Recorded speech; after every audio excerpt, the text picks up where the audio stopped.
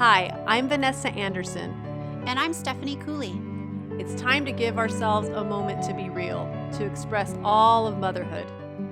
Mothering is beautiful. It's wonderful. And you know what? It's fucked up too. Come hang out with us. We're the real motherfuckers. This episode contains real moments of motherhood. Hello, motherfuckers. Oh, wait. Actually, we're the real motherfuckers. That's a really key word because this podcast is about the many realities of motherhood. I am Stephanie. And I am Vanessa, and we are so excited to have our first night podcast tonight. Yes, we are in our pajamas, and we're doing it because this is real life. Our special guest, has 3 kids. She's a teacher. She does not have childcare, and so we had to do this interview at nighttime when her kids are in bed, or sort of in bed. Yes. They sort of know that you needed this space, so they had to ask you a few things before going on this interview. Yeah. Well, and then there's one behind me, so she was. We'll see if she comes in. Luana, you are my very, very good friend from college. I wanted to introduce you as first my friend, also a huge support system for me. We've known each other way before kids. We've known each other through some deep dark secrets in our college apartment. For anyone who's listened to the security blanket episode, she is the lovely lady who, when I was in my deepest, darkest places, when my boyfriend and I, who was my husband, broke up, she knew this secret that I had, that I, in secret, would talk to little pictures of Stephanie Tanner when I was sad and lonely. And so she cut out these little pictures of Stephanie Tanner. Leanna did. Was it Leanna? She cut them out. And she cut them out. You wrote that note, though. I don't remember. Oh, I think I gave you a different card. Also, I had 2 roommates in college named Leanna and Luana, which is hilarious. Like a book. Yes. That's awesome. So Luana, I wanted her to come on and tell us her story because it inspires me. She was a mom before I was, and I remember hearing her story and feeling for her. And I think maybe we can start off with you telling us about yourself. And then I also wanted to tell everybody this is a story about advocating for your kids and yourself and trusting your gut. Thank you. So I am a full-time teacher, middle school teacher. And I have a 10-year-old son, a 7-year-old daughter, 8-year-old, she just turned 8, and a 5-year-old daughter. So when my son was born, and I know you've had an episode about this, I had everything. I had postpartum anxiety, postpartum depression, postpartum OCD, and we had a really, really hard time with him. He would just cry for hours. And, I took him to the doctor. They're like, oh, it's colic. That's what they say for everything. I was like, okay. So I wouldn't go out because he would just scream wherever we were. Then, choo-choo! I think I can. Don't let your projects on or near the tracks derail. Let On-Track Solutions navigate the railroad aspects of your project with confidence and results. Keep it on track with On-Track Solutions. With our sponsor, On-Track Solutions, the Real Motherfuckers podcast is a train meant to connect with mamas who feel off track. I remember we would talk about witching hour. And yes. I think this was at a time when you still didn't really know what was going on with your son. Mm-mm. I remember you being like, but witching hour was every freaking hour of the day. Oh, man. Yeah. Like, what do you mean witch? And then my husband would come home and I would just hand him the baby and I would go in the garage and cry because he had been crying for like 3 hours straight. And, you're as first time mom. I'm like, I guess this is how it is. So then when he was 2 years old, I started to notice other things. He didn't play with other kids.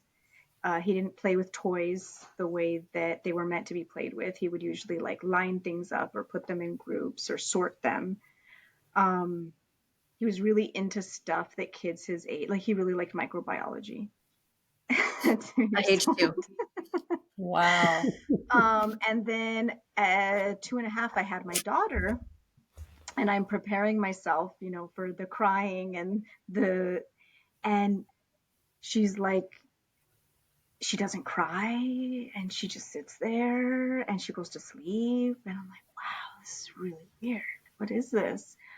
Um, so because I'm a teacher, I have had quite a few students that are autistic. And I went to my pediatrician and I told him what I was noticing in my son and that I was kind of suspecting that he was autistic. And he pointed to all the obvious signs. Oh, well, he makes eye contact. His verbal skills are very good. All these things. He's like, no, he's not autistic. And I'm like, okay, well, you're the doctor. You know what you're talking about. Mhm. But just as he got older, as the years went by, I just kept noticing all of these different traits that weren't neurotypical. And I would tell my husband, I would tell family members, and everyone was just like, no, I think he's fine. You're being too teachery. And so finally, when he was 7, we were mid-pandemic. And on top of just the world being really messed up, but we were all messed up, everything kind of exploded. And he became really violent, to the point where I was the only person that could control him, which was really hard because he was doing online school. My mom was trying to watch them while I was teaching online. And I'm literally running out of the room every 5 minutes because nobody can control his meltdowns or understand why he's having a meltdown or know what's happening.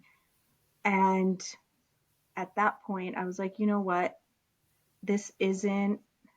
Oh, I brought it up to the doctor again, and I was told that I just wasn't setting clear boundaries, that I wasn't disciplining him properly.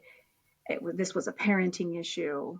My family was telling me the same thing. And so, all the blame. It's mom's. Right. Mom's doing everything wrong. And then I just finally was like, you know what? I'm going to take him to a specialist. Maybe I'm wrong and I'm a horrible parent, but the worst you can do is tell me, yeah, he's neurotypical and you didn't do a good job of disciplining him. And okay, now everyone's right. So I found a children's psychologist who specializes in uh, neurological issues. And it was about 10 hours worth of assessment, which it's all cut up, but it's like a 2-hour interview with the parents and then 4 hours with the child in 2-hour increments, and then like huge stacks of surveys that you're filling out, and then another interview with the parents. And so it's just all of this data collection. But so the first time that I called her, Dr. Torquato, she, she's asking the history, everything that happened. And she's like, right off the bat, she goes, your son's autistic. And I just start crying because it was the first person that ever validated everything that I was feeling. And she starts saying, does he do this? And I'm like, yeah, what about this? Oh my gosh. And it was like, she just knew every single little thing. And then she said, when he was a baby, because a lot of autistic people have sensory processing disorder. He does, I do. My daughter, who's autistic, does also. She's like, all that crying was his system was being bombarded, whether it was the feel of his clothes, the sounds that to neurotypical people would be no big deal, the TV, whatever, his senses were on overload, and he was a baby, so he would cry. And all of a sudden, just all these things made sense. And And I'm like, oh, well, he also did this. And she's like, well, yeah, that's an autistic trait. And no, he did this and that's not. And everything just started to make sense. So we were able to get that private autism diagnosis. And then I was able with that to get him diagnosed by the state in order to receive state services. And then the school, which just goes to show how screwed up the system is. I'm a teacher in this district that he attends. The school assessed him and would not give him an autism diagnosis because he didn't need enough supports. What would your ideal world look like of a school that supported him look like? So when a child has any disability, they have an IEP, individual education plan. And within the IEP are So you got it, girl. okay. So the IEP would have been like the first step for your family for that recognition of being able to work with your and then child. they provide supports at school as well. Okay. So now he was able to get an IEP. Alice, I need you to lay down, please. He was able to get an IEP because he does actually have a disability in reading. And when they tested him, that was very obvious. So because he did have a disability, he can get that individualized attention and support, but they wouldn't put autism on the IEP. So when he would have issues because of his autism, they wouldn't provide the proper supports because it's not legally binding on paper. That's crazy. But I remember, and I know this because we've been able to talk before, but I thought, what a light bulb for you. You were reading those symptoms, and then can you tell our listeners what you realized about yourself, please? Yeah. So like I said, there was these huge packets of things that you're like, does your child do this? Yes, no, sometimes, or a scale of 1 to 5. And as I'm filling this out, no, you're not in here. You got to go lay down.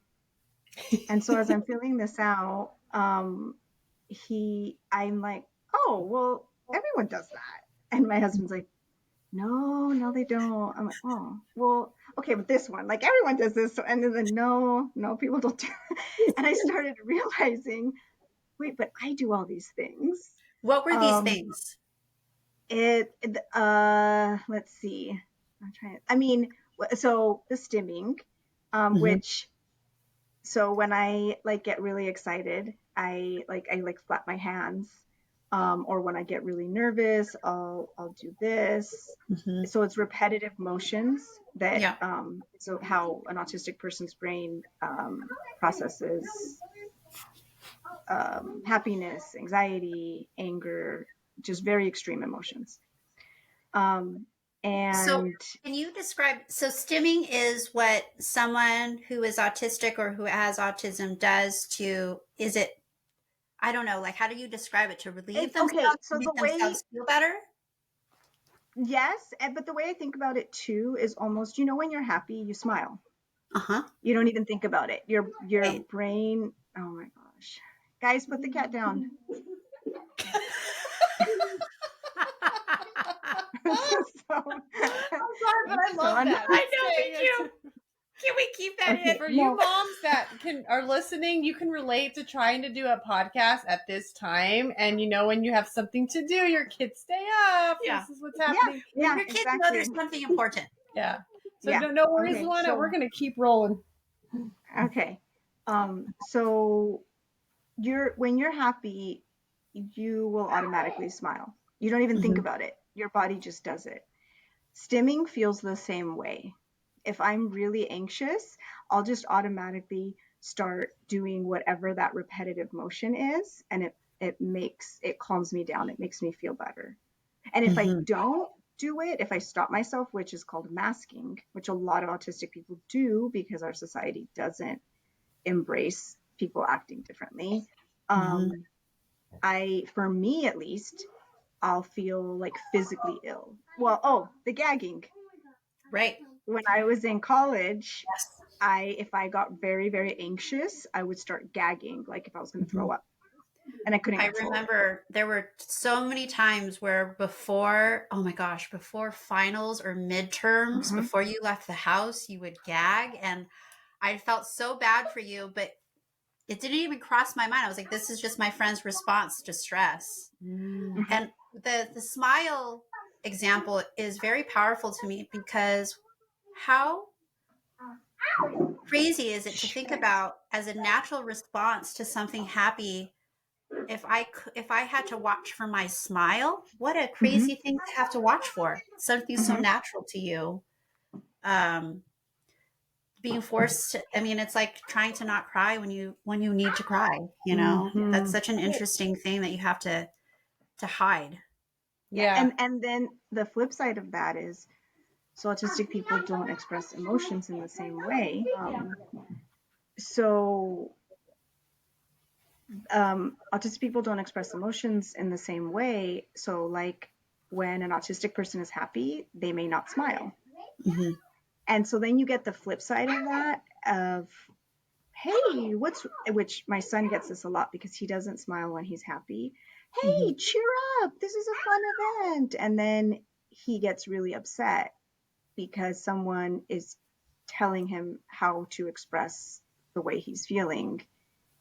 Um, and then that can possibly lead to an altercation or a meltdown. Mm-hmm. So then How there's, how is this with family too? oh my gosh, it's so hard. So I come from a traditional Mexican family. Mm-hmm. Um, Both of my parents immigrated here from Mexico, and there are certain cultural expectations that go completely against what an autistic person would ever want to. So you have to Touchy hug feely, kissing, and all of kiss that, right? everybody. Yeah, yeah, and look people in the eye and be talkative and outgoing. And we have these huge parties. I mean, like a small party for my family is 100 people. That's a Yeah. small party. And we all live near each other. And Yeah. everyone is loud and in your face and in your space and in your business. And everyone says whatever's on their mind. And so it has been a struggle because even with, like, I've even written out an email talking about his traits and the supports he uses and what he needs and how he'll behave. And people still don't respect it. And then also judge my parenting Mm. because I am putting out these boundaries because I am, and say that I'm using autism as an excuse or that we're not really autistic. Mm. We seem fine. That must be sad. And I was also wanting to know, as far as the family goes, I know that sometimes even my parents will be like, "Oh, you did that when you were a kid and you're fine," or "You didn't do Mm-hmm. that as a kid."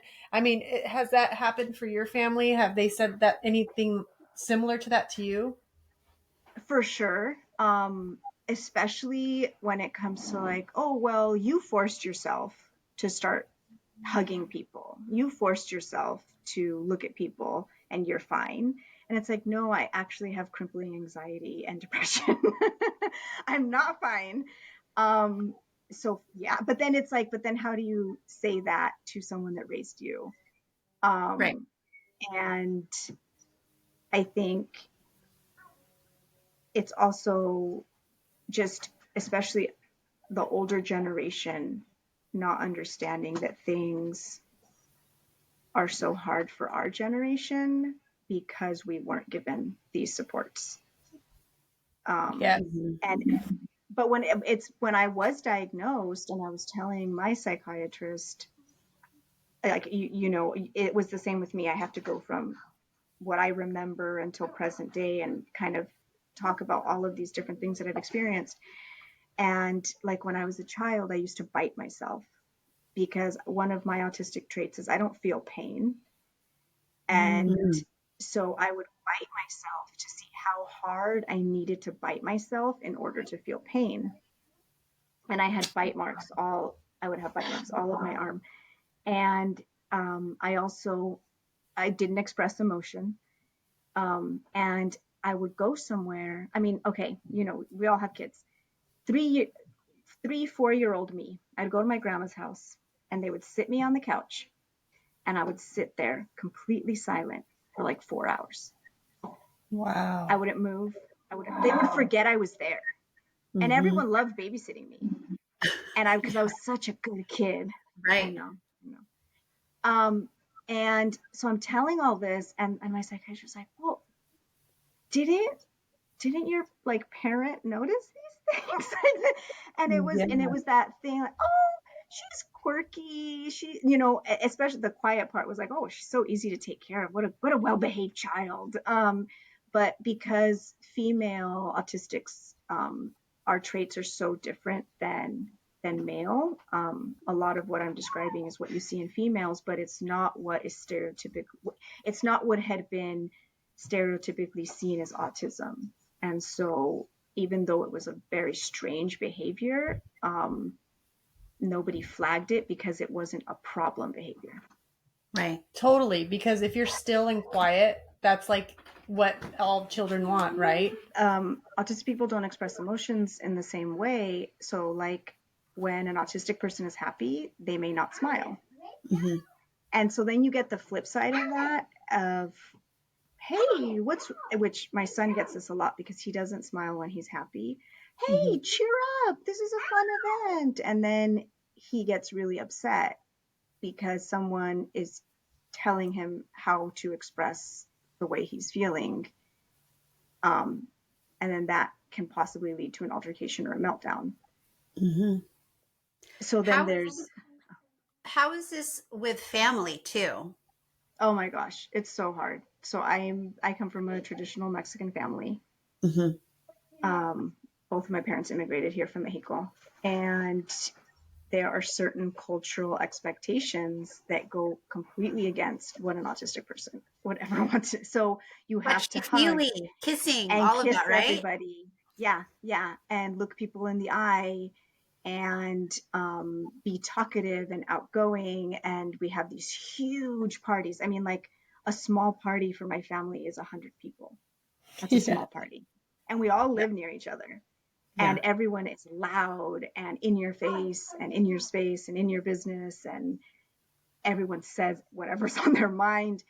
And so it has been a struggle because even with, like, I've even written out an email talking about his traits and the supports he uses and what he needs and how he'll behave. And people still don't respect it. And then also judge my parenting because I am putting out these boundaries because I am, and say that I'm using autism as an excuse or that we're not really autistic. We seem fine. That must be sad. And I was also wanting to know, as far as the family goes, I know that sometimes even my parents will be like, "Oh, you did that when you were a kid and you're fine," or "You didn't do that as a kid." I mean, has that happened for your family? Have they said that anything similar to that to you? For sure. Especially when it comes to like, oh, well, you forced yourself to start hugging people. You forced yourself to look at people and you're fine. And it's like, no, I actually have crippling anxiety and depression. I'm not fine. So yeah, but then it's like, but then how do you say that to someone that raised you? Right. And I think it's also just, especially the older generation, not understanding that things are so hard for our generation because we weren't given these supports. Yeah. But when I was diagnosed and I was telling my psychiatrist, like, it was the same with me. I have to go from what I remember until present day and kind of talk about all of these different things that I've experienced. And like when I was a child, I used to bite myself because one of my autistic traits is I don't feel pain. And so I would bite myself to see how hard I needed to bite myself in order to feel pain. And I would have bite marks all of my arm. And I didn't express emotion. And I would go somewhere. I mean, okay, we all have kids. 4-year-old me, I'd go to my grandma's house and they would sit me on the couch and I would sit there completely silent for like 4 hours. Wow. I wouldn't move. They would forget I was there. And everyone loved babysitting me. And because I was such a good kid. Right. I know. And so I'm telling all this, and my psychiatrist was like, well, didn't your like parent notice these things? And it was that thing like, oh, she's quirky. She, especially the quiet part was like, oh, she's so easy to take care of. What a well-behaved child. But because female autistics, our traits are so different than male. A lot of what I'm describing is what you see in females, but it's not what is stereotypical. It's not what had been stereotypically seen as autism. And so even though it was a very strange behavior, nobody flagged it because it wasn't a problem behavior. Right. Totally. Because if you're still and quiet, that's like what all children want, right? That's what all children want. We've got one too. See? Okay. Can you go to talk to Papa about that, please? Thank you. So we got it too on this side. Yeah. Oh, you're such a good girl. You're sitting there quiet. You're not being, problematic, which is why on the other spectrum, they're too noisy. They're rambunctious. They're, not controlled. So then that's the side everyone wants to control. Right. So that's interesting. Yeah. That's sad. Well, let's talk about Vanessa and I don't know much about autism. And that's why we're so thankful that you're here. And I think that there's a huge range of traits someone could have. Can you maybe explain how your son is and maybe how you are? And I'm sure we could talk about it all day long, but I think so you can get a sense like autism is not just a few things. It could be a wide range, correct? Yes. So one of my biggest pet peeves is it's called the autism spectrum, and people think about it as a timeline. And so, and this is kind of how traditionally it was looked at. And it's like, oh, you're very autistic, or you're a little bit autistic, or you're, that narrative, that explanation is completely misleading and is being not used anymore. And instead, they use something that looks like a pie. Or I've also seen one that looks like, I should call it a switchboard. Oh my gosh, my brother's a sound engineer and I don't even know. Soundboard. So I've seen that used too. But the one that you see in like more scientific publications would be this circle, the pie. So you have a pie, and each sliver represents a different trait. So not making eye contact, sensory processing disorder, not wanting to be non-speaking, like, all these different main traits. Autistic people are just as different as neurotypical people. So a neurotypical person is someone whose brain is not autistic. So it's like the idea that every autistic person is going to act a certain way is like, well, we don't expect every neurotypical person to act a certain way. Right. You see similarities, but it's also varied. And within that pie, for me, I don't like making eye contact. But when you think of a sliver of a pie, you have the thin part here, and then it gets fatter. So even within that trait, a person's, like, maybe someone makes a little bit of eye contact, so they're at this part of the sliver, or maybe someone makes a lot of eye contact, so they're way up here on the sliver. But what I really like about it too is that the pie is not stationary. So if I am if I go somewhere that's really noisy and I don't have my headphones or my earplugs, then I start getting overstimulated and I will start stimming. Okay. And I will start stimming a lot more than I would if I was in an environment where my needs were being met.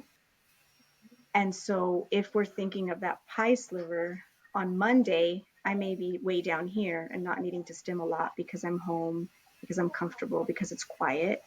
And then on Wednesday, maybe I go to a school event and I'm stimming way up here. Mm-hmm. So even for the same autistic person, your traits can change and increase or decrease depending on what situation you're in. Do you stim out in public, or do you keep that for when you're home, or how does that work? I Or is I it have during certain in front of certain people, or yeah, I have certain stims that like I'll only do at home, and then I have others that I don't even realize I'm doing that are just like I'm I've done. Oh my gosh, there's this um there's this really good show that I am now blanking on the title. But the writer and director is autistic, the actors are autistic. It's about like a young lady who's autistic, but in it he talks about how he's always been so twitchy and always wondered like, wait, why aren't other people twitchy? And Mm-hmm. so like that's one of my stims, is that I'm constantly, my legs always shaking, or and then I look around and everyone's just sitting still, and I'm like, oh gosh, okay, calm down. Yeah. Yeah. So there's certain things that I do that I don't even realize.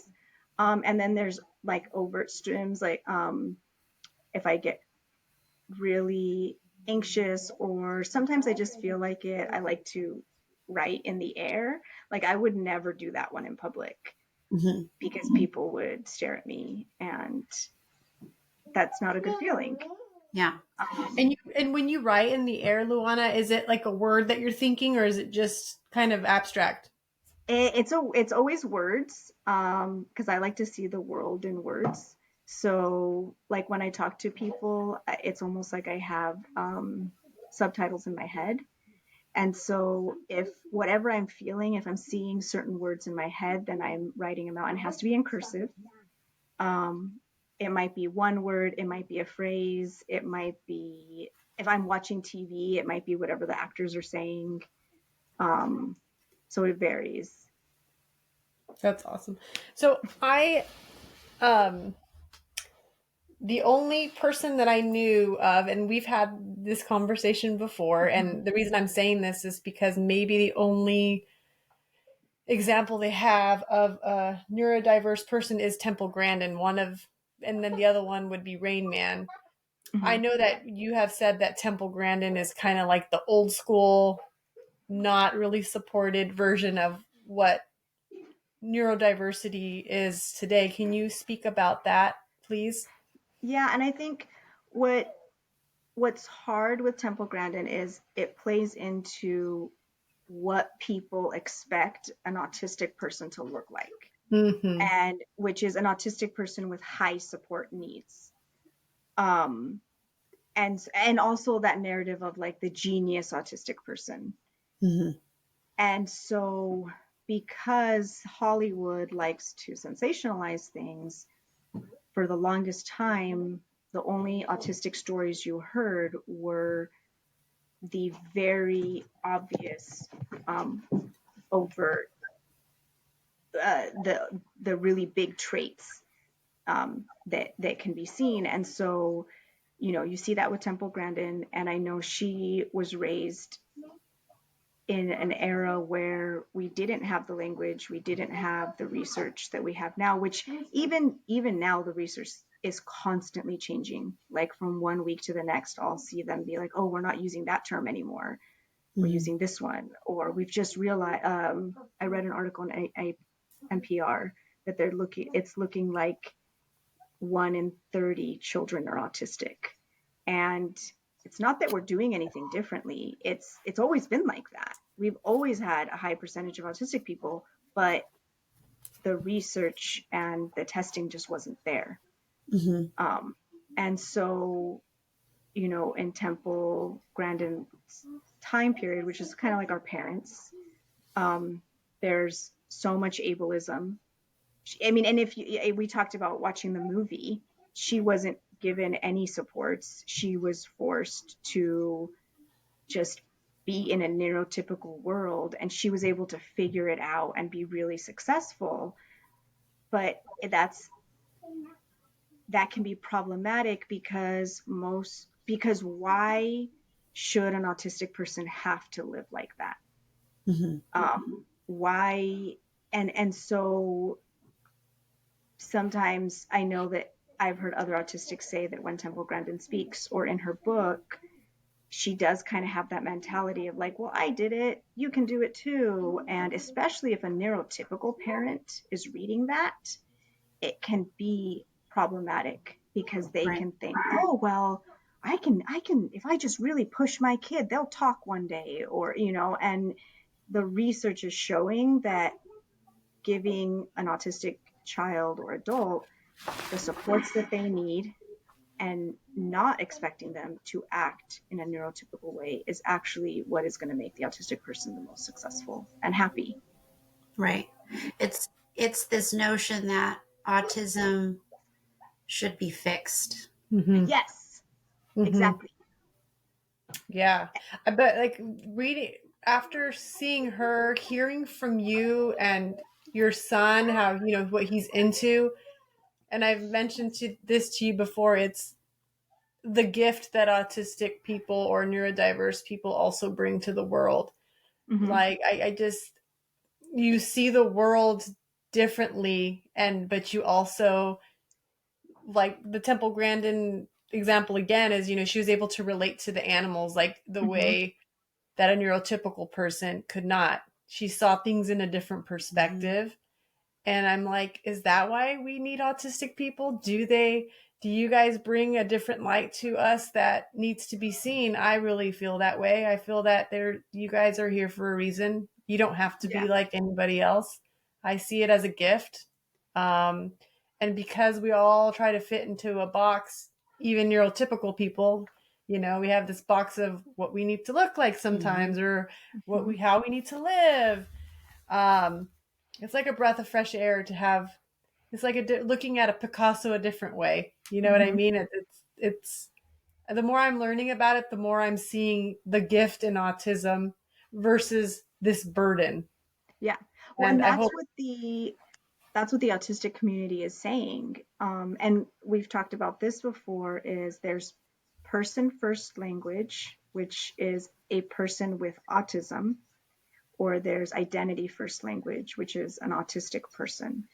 And I identify as an autistic person, identity first, because I don't see my autism as something that, as a disease, something that has to be fixed.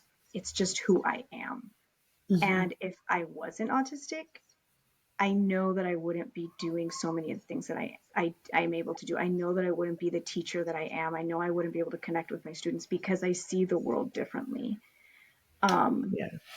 And so it is so true. And, and then you start hearing about a lot of inventors, a lot of people that go outside the box. You do find out that they are autistic because we don't see the world, within conventions. We're able Right. to look past certain things. But you have the flip side of that, where I was bullied for most of my life because I saw things differently, because I acted differently, because I walked the beat of my own drum. And so we have to continue to work with our kids, with each other, to really make that inclusive space. Because even though we love it and think it's beautiful, then I go into situations where I realize, wow, most people still don't think it's cool that I think differently, or that I act differently, or that my son does. With the internet and with social media, we've talked about how social media has crippled my brain, but at the same time, this is, I would believe, would be a great example for the autistic community to finally be able to be seen and say, like, holy shit, you write stuff in the air too? Me too. Like, I don't know if you found that person. I hope you do soon if you I haven't. did. I did find that it's one of the accounts I sent to you. Oh, okay, But yeah. she one day she posted a video of her just writing in the air for like Yeah. it was like 5 minutes, and I just like watched it. I was, and I even on the comments I was like, I do this too. Yeah. And I had Okay. before that I had never ever met anybody else that did that. Yeah. So Wait, and I don't mean to interrupt, but and I don't mean to make this a joke, but if you're like at a badass concert, I know yeah, I'm doing this in the air. I mean, do you feel like riding shit in the air? Like, like it doesn't have to be just stress. Like if you're feeling it, like I Yeah. mean, do really you guys? happy. Actually, so I'm a dancer, and so dancing is a stim for me too. Oh, Mm. cool. And so if I'm at a concert, then I'm totally like Yeah. raving. Yeah, Yeah. get your shit on. I just because you were talking about Cypress Hill tonight, I'd be like, be with you, girl. I mean, I think like there's something that happens to even a neurotypical person when you feel a certain Hmm. stimulant. Like you have like, Yeah, yeah, I go to this. Like this is my stimulation. Like I'm feeling this song. You know what I mean? So in a yeah, way, I'm like, it must be kind of how it feels. But you're always for sure. stimulated differently. You know? Exactly. Well, and actually, a big misconception is um, neurotypical people stim also. We Mm-hmm. Mm. all stim, Yep. and then I hear the comment, which autistic people hate, we're all a little bit autistic. Mm. No, It's that's diminishing not true. what's It is, there. Yeah. yeah. We neurotypical people can have autistic traits. That Mm. is completely possible. But autism is a neurotype. Our brain is actually formed differently. Our neurons work differently. Like if you took a picture of my brain and your brain, or we had an MRI scan and they did, our brains would look differently. And Really? so, mhm. um, I and, think and I want to so, put that in some show notes. Put some brain scan. Yeah. oh Similar yeah, because I think that would be that a would be very really good cool. visual for people to see. This isn't just you're just have a word for being weird Yeah. mentality. Hmm. That's how I people could put treat it. that And especially when you say at we're the end. all a little bit autistic, I could Mm-hmm. see if I can even put that that's if how it's people are viewed. watching the podcast, I could even probably put that before our final Yeah, like cool. typical clip. Yeah. Yeah, that'd be cool. For What were sure. we talking about? So I was saying how neurotypical people can have autistic traits, but it doesn't mean you're autistic. Right. Yeah, like with my blanket, But so my you're saying like being, I go like this, that makes me go to sleep. mhm, Like or if I yeah. have some in my purse, if I know I'm gonna be nervous, I go like this. Like it's just So what you're makes stimming. it's a soothing Mm-hmm. mechanism for me. Mm-hmm. Hmm. It just is. So well speaking of gifts, you have a book coming out that's pretty exciting. I'm excited about it. Like I can't wait till it's available. I want to read it and just be in your world. And can you please share with everybody, what it is and how it came to be? Yes. So my book is called V, and by the time this airs, it will be published. Um, but so autistic people, one of our traits is special interests. And, like I said, we all have special interests. But when an autistic person has a special interest, we will literally breathe and live for our special interests. Like when I have a special interest, that's been the hardest part of being a mom, because when I get really into something, I I wish I could just sit in my room. I won't eat. I won't drink water. I'll just sit there for hours and do whatever it is. So one of my special interests when I was in middle school, I was being bullied really badly, was vampires. And That lived I on for a long time through college. We to had now, extensive conversations about vampires. Well, yeah.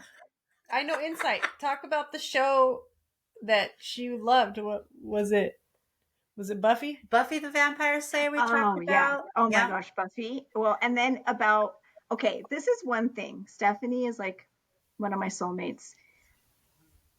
College was the first time that I just got to be my true autistic self, and Stephanie and Leanna just accepted me like Aw. 100%. They were just like, oh wow, that's so. We would lay in our room because we just were always laying on the bed. We'd lay in our room. And do you want to tell the rest Yeah, about? we would just talk about scenarios about like, okay, so if a vampire walked in through that window, what would you do and how would we kill it? And I would have scenarios about it. Well, I guess I would like, I don't know, like pick a knife. She's like, no, I've got this better. Okay, we would take that stool, take the three things off. I would come from behind. I would go, she'd have this like immaculate plan in her head and it would just spill out so beautifully. And I was like, cool, let's talk about more scenarios about vampires. So if that shit happens, if we get some vampire invasion, I'll be like, Luana, come on over, girl, come protect. And like when you watch movies and you'll see like robot brains and it has the little like box and it's like like that's when I was in my peak vampire obsession in different phases of my life. I would walk into a room and I would look around and be like, okay, so if a vampire attacked right now, what would I use? And it was that like Vampire attack. Hey, but what if it was a hot vampire? What was your plan then? There's a lot of scenarios with that. A lot of scenarios. I want to hear about that. Well, the thing too is it's like, in the book.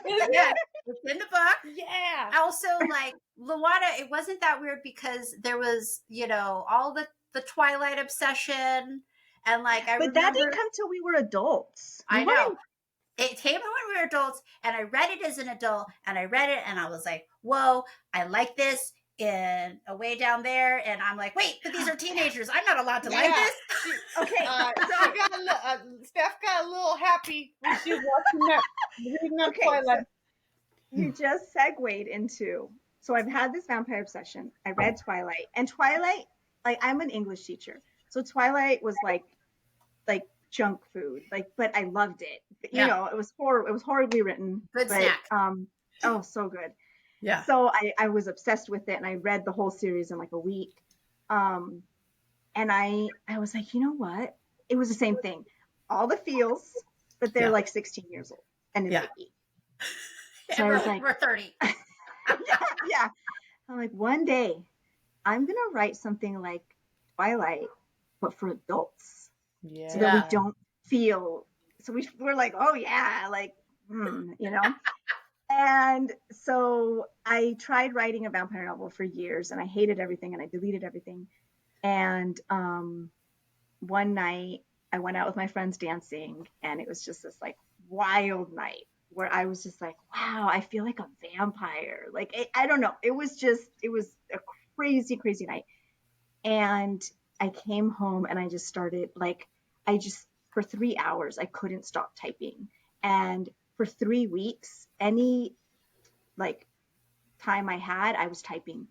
And so I wrote a vampire novel about an autistic Chicana pansexual vampire, because who is 40. Well, she was 40 when she was turned, and she is now 55.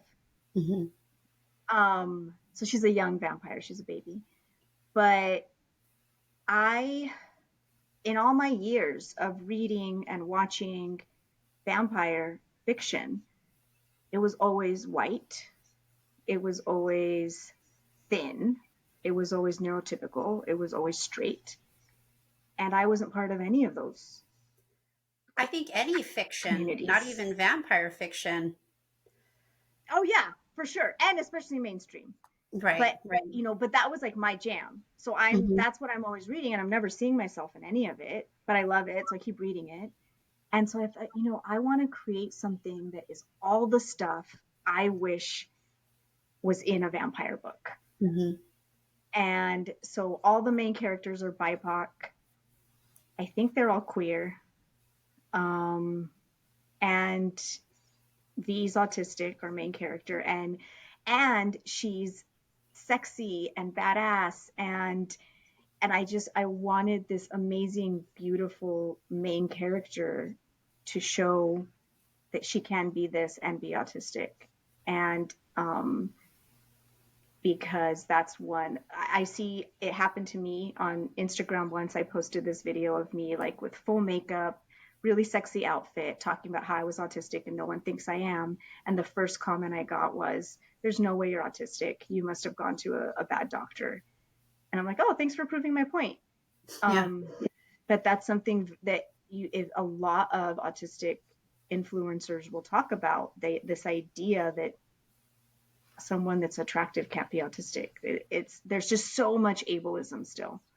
And so I wanted to flip all of that around with my book and show just how amazing all of these communities are, and that they can intersect, and to write a vampire book at the same time. You know, one of the best texts that I got from you was recently when you told me about some reviews that you got. And I thought one of the coolest things was to read about how someone who was autistic said, "For the first time, I've been able to read something I didn't feel like I needed a mask. And I could be myself while reading it. And I was in this like world that is me and not a neurotypical one." Yes, and it's funny because I hadn't even thought of it, because we were English majors. My whole life, when I would read books, which most of them were neurotypical characters written by neurotypical people, so much of it didn't make sense, where I'm like, why are they doing that? Oh, why are they acting like that? And it was my autistic brain not understanding their neurotypical brain.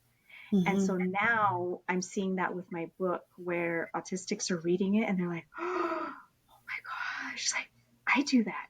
Oh, I think like that." It's almost like a weight's been lifted off of you, and you can just like exist and read and not question what you're reading. Now the flip side to that is my book is really freaking out neurotypical people, and it's getting bad reviews because of that. Well, So you know neurotypical who your people. target audience is and who they are not for. No, Yeah, totally. yeah. But I think you're serving the audience you were supposed to, Right. because the reason we pick up books, whether it be a self-help book or a fiction book or a biography, we want to definitely go into a deeper world, right? It's this deeper world within us. And if you can't get there because you don't understand it, you can't experience that. So you're giving, your neurodiverse peeps this world where they can go deeper, and they can kind of, I found myself, I want to say losing myself in a book, but it's like I go to different consciousness, right? It's your own inner world in your mind and your body, and you even probably dream about these books. So I think it's a gift, and not everything is for everybody. I mean, our podcast is not for everybody, and that's the beauty of our world, where we have many flavors. So they can suck it. If they don't like it, shut the fucking book. We just got a hater comment Our on first Instagram. hater. What did she say? Okay, she didn't like our pussy song. That was just like for fun. All right. You guys you are disgusting. No, she goes, "You need to respect yourselves more. It's disgusting." And I was like, "We are. We're like, yeah, we never hated already. We're being true that everyone's got a stinky little chaunchy chaunch." Yeah. And don't lie like you've never had one. Yeah, and in this world where there's so much to frown upon, we just wanted to give somebody a little laugh if they had a bad day, because I know that I've had videos like that where I'm like, "Man, this day sucks," and then someone sends me a video and I'm like, "Oh my god, thanks for making me laugh out loud." It wasn't for us to be disgusting or to, disrespect women. It was to have fun. And come on, you've all sweated, and we're all in the summertime. All your pussy be stinking. Don't be lying. I think the goal for all of us is for our video, for your book, it's for the right audience to feel seen. Yeah. Yes. Exactly. And I think my biggest concern though is, I'm an indie author, so I have no budget, and I'm like, okay, I just hope it gets out to the right people, right. Just trying to get it to the demographics that I want to see. I think you'll have a few super fans who will really help spread the word. And if they're part of the neurodiverse, group, that's who they'll market it to. Excuse Mm-hmm. me. And being on this podcast, I know myself, I am just curious to go into that world and to be educated on this podcast with you and to take the time. That I think that's huge for people to Yeah. Well, have even heard this, before they and read it's it. cool that you say that because my husband reading it, I mean, we've been married 15 years, we've been together 17, and there were so many things that we struggled because of me being autistic and him just not understanding. And after he read the book, it was like a light went off. Like he finally just got so much of me and what I had been trying to tell him, but because the book is so detailed, he was able to see it differently than me just sitting there trying to explain it to him. And Mm-hmm. so I do think it's a really great way to, hey, your partner's autistic and maybe you read this book and you're able to be like, oh yeah, they do that. Oh, okay. But it's not a book about autism. It's not an informational book. It's this stuff, vampire sci-fi. It's sexy. But then you're also able to see a different viewpoint and hopefully learn about how, an autistic person sees the world because we're all different. Right. That's beautiful. Um, I know that you being on here is going to help lots of people. I had a mom I just met at a birthday party, a kid's birthday party, and she had uh, told me, "Oh, you're doing a podcast." I let her know it was good.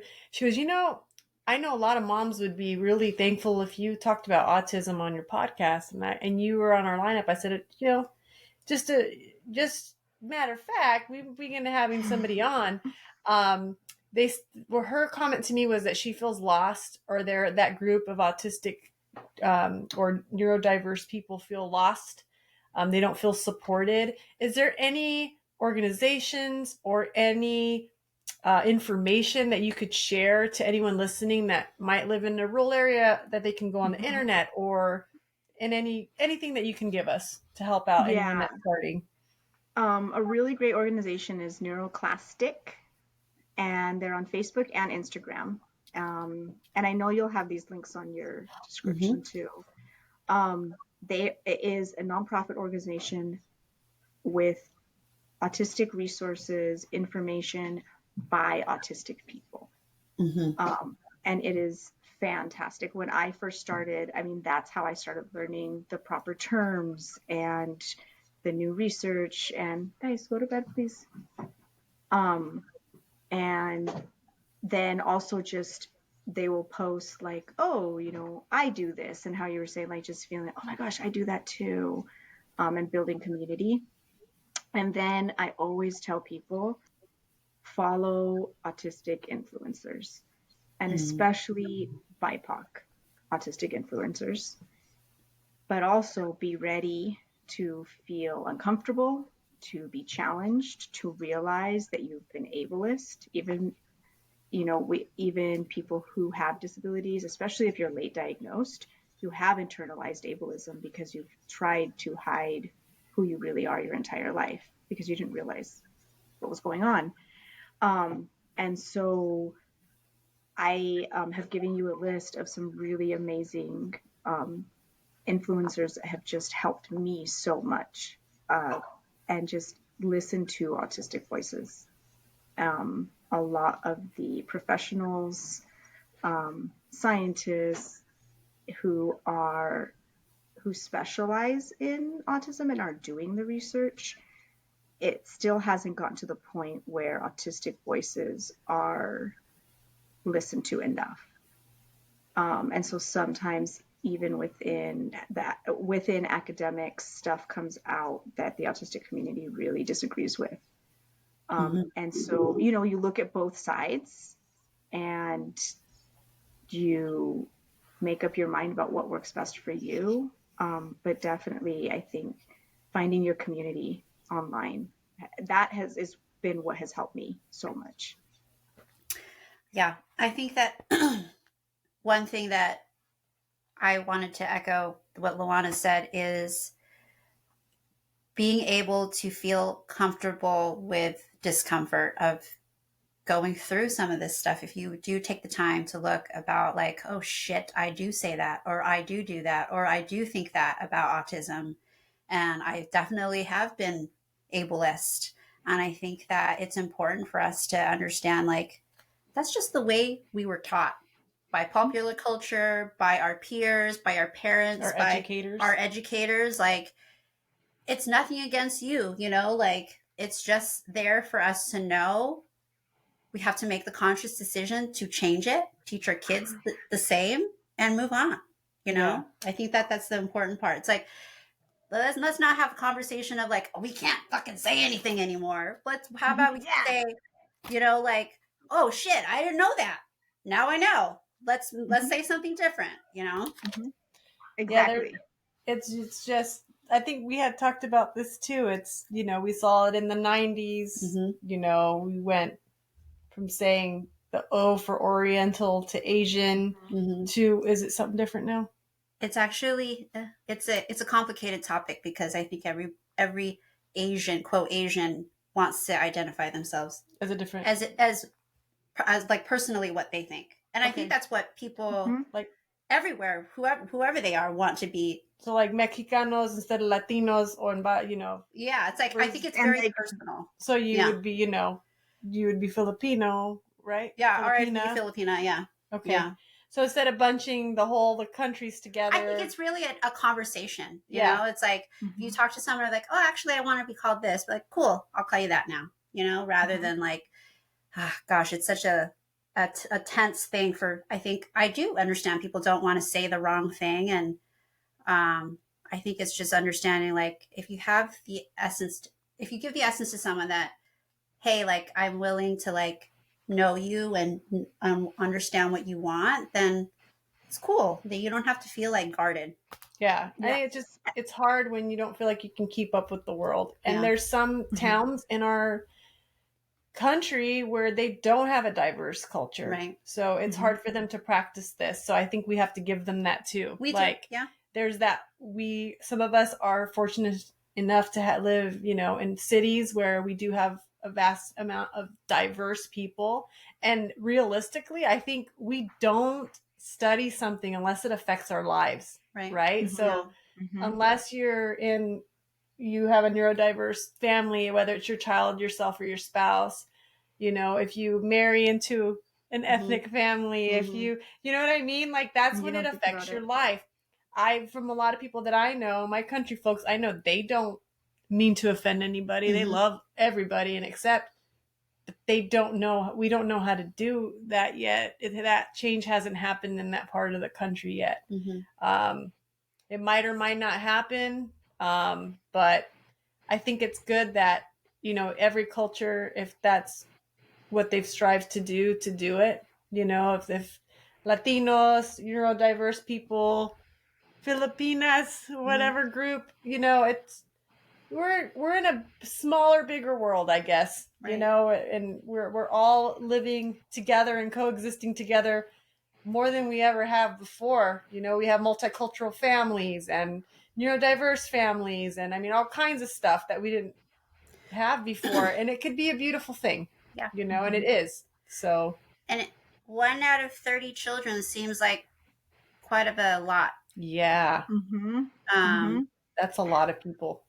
But you think about it like, I mean, okay, growing up, I'm autistic and I know all these people that are my age and they're like, oh my, like from following me, they've gotten themselves assessed and they're autistic. And they actually I think it's called they call our generation the lost generation. So it's not that the number's going up, it's that none of us got diagnosed and we just struggled through life. And like the suicide rate for autistic people is so ridiculously high. Oh man. And so it's like queer people. We've always been here.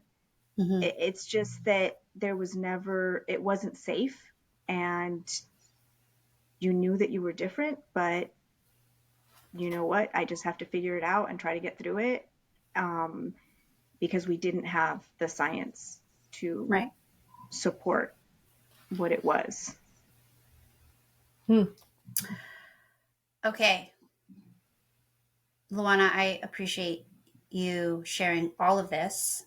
I do want to end with talking a bit more about you and on our 3 questions that we ask all of our mom guests. The first one is, tell us something that's in your purse and what it says about you. Okay, so what is in my purse is my lipstick, which, because it was PJs, I didn't do my makeup or anything, but That would be fabulous, Yeah. though. Amazing. um, so I always have usually like bright colored lipstick, and this is my favorite, Femme Power Beauty. It's a Black queer owned makeup line, but for so long I tried to hide who I was.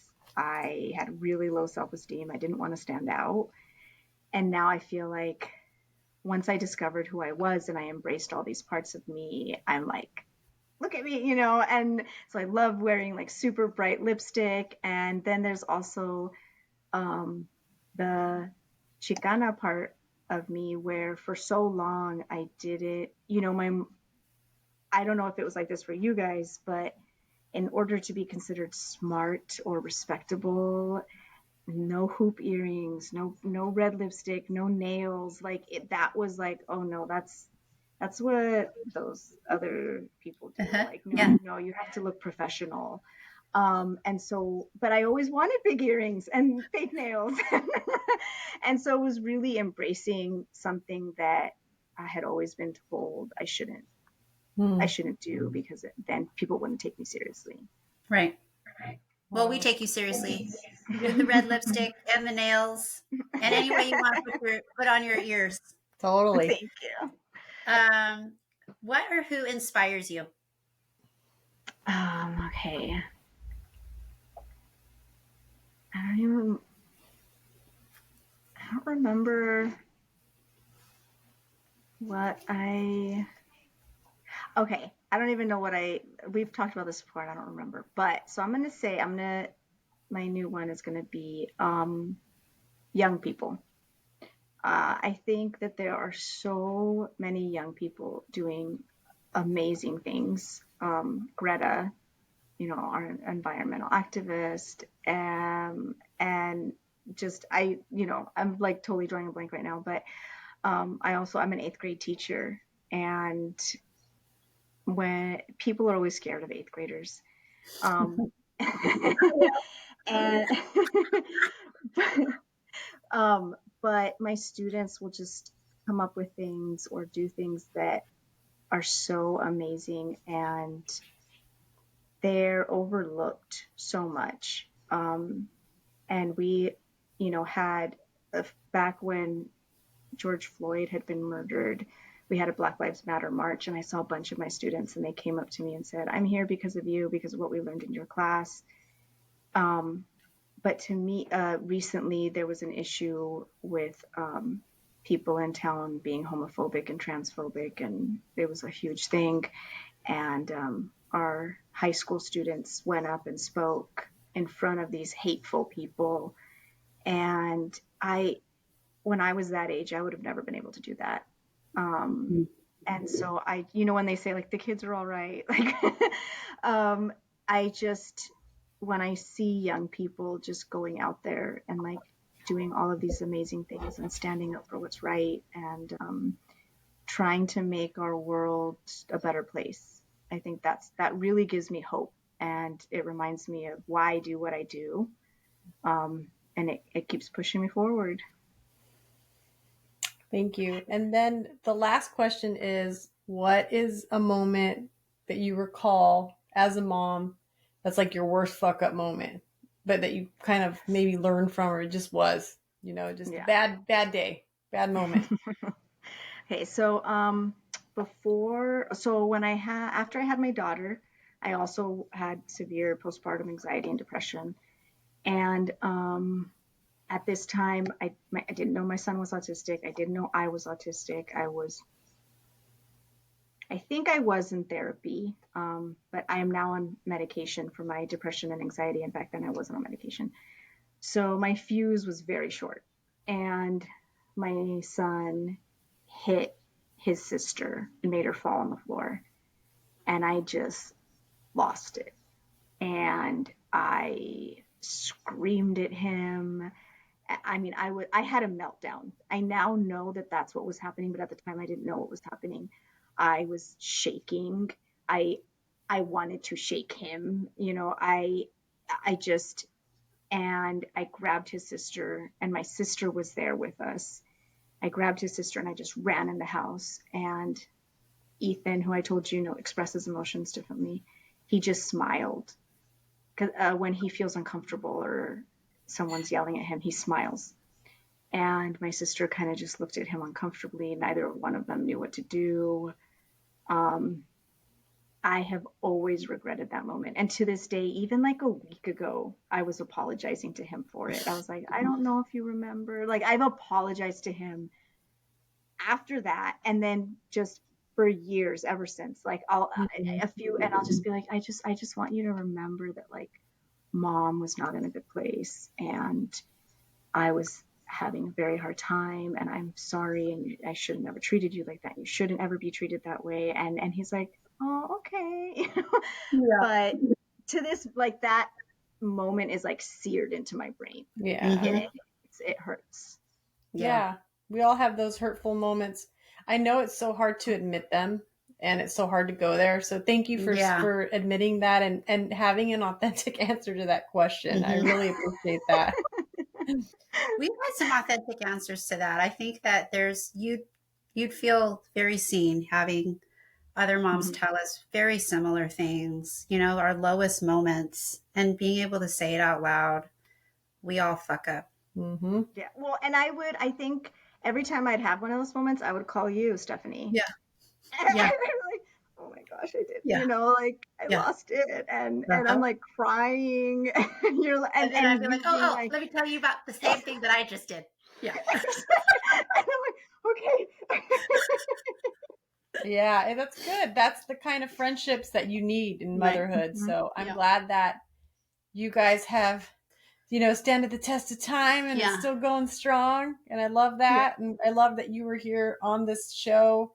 I love that you are part of the neurodiverse group and enlighten me about it. I'm learning more about it as we speak, and I will be one of your first Amazonians to purchase your book when this comes out. I'll be checking it out. So thank you so much. Yes. And for everyone that listened to this, I hope you enjoyed the real life interruptions of children and real life and all of that. Yeah. And this is our first time filming at night, and it went well. Yeah. I'm putting toothpicks in my eyes. I still need to go upload my book. Oh my gosh. Will you go do that? We thank you for your time. Yeah. Thanks, Luana. All right. Thank you. Thank you so much.